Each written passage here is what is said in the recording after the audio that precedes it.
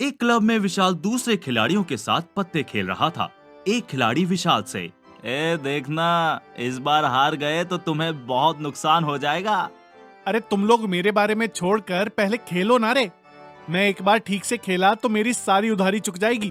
उस बारी में विशाल हार गया। कुछ देर बाद विशाल घर आया तो घर के बाहर उसकी पत्नी रंगोली बनाते हुए दिखी। फिर विशाल को अचानक बहुत गुस्सा आया और वो अपनी पत्नी से, क्यों? तुम्हें कितनी बार कहना है कि रंगोली पर इतना पैसा मत वेस्ट करो। ओह जी, रंगोली डालना तो हमारी परंपरा है ना जी। घर के बाहर रंगोली डालने से लक्ष्मी देवी आकर्षित होती है और दिन का सिर्फ 10 रुपए ही लगता है ना जी। वो सब मुझे नहीं पता। दिन का 10 यानी महीने के 300 रुपए।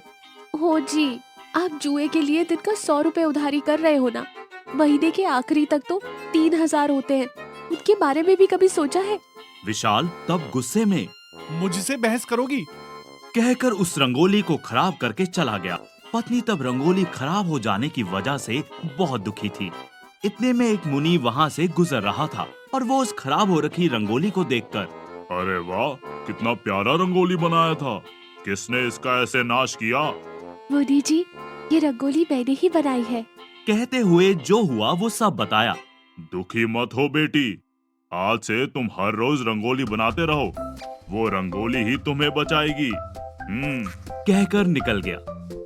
अगले दिन हर रोज की तरह विशाल पत्ते खेलने क्लब के लिए निकला तो पत्नी घर के आगे रंगोली डालते हुए, मेरे पति पत्ते खेलना बंद कर दे तो कितना अच्छा होगा। बस एक पुलिस जीप में एसआई, ध्यान से सुनिए, आज हमारे गांव में क्लब या पब्लिक प्लेसेस में पत्ता खेलना बंद कर दिया गया है। वो बातें सुनकर विशाल की पत्नी आश्चर्य में पड़ गई। ये क्या?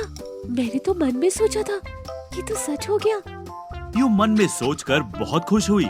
अगले दिन विशाल इधर उधर घूमकर, शह, एक तो वैसे भी पत्ते खेलना बंद कर दिए, अब घर पे क्या करूं समझ में नहीं आ रहा।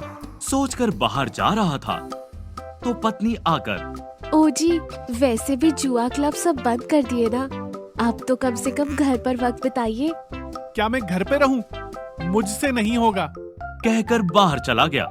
पत्नी फिर दुखी होकर रंगोली बना रही थी तो उसके मन में, मेरे पति मेरे साथ समय गुजारते तो कितना अच्छा होता।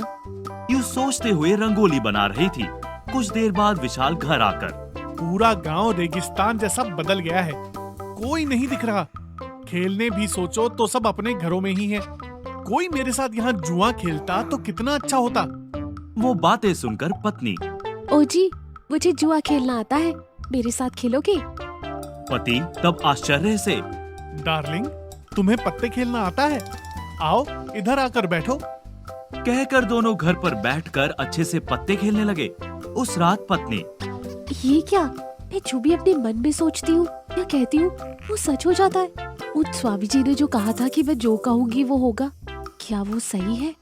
क्या वो वाकई में मायावी रंगोली है? ऐसा सोचकर अपने पति के पास जाकर जो हुआ सब बताई। क्या वो मायावी रंगोली है? और मैं उस पर यकीन करूं? तू क्या ऐसे कहेगी तो हर दिन रंगोली बना पाऊंगी, ऐसे सोच रही हो क्या? तो फिर एक परीक्षा लेते हैं। मेरी सारी उधारी चुक जाए ऐसे मन में सोच के रंगोली डालो, फिर मैं मानूंगा। अगले दिन पत्नी रोज की तरह रंगोली डालते हुए, मेरे पति की उधारी सारी चुक जानी चाहिए। ऐसा सोचा। बस उस रंगोली में से बहुत सारा पैसों से भरा सोने का पोटला बाहर आया। वो देखकर विशाल और पत्नी दोनों हैरान रह गए। तब विशाल अपने पत्नी के महत्व को समझा।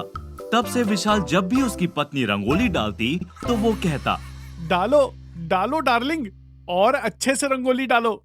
कहते हुए बैठकर रंगोली डलवाता था।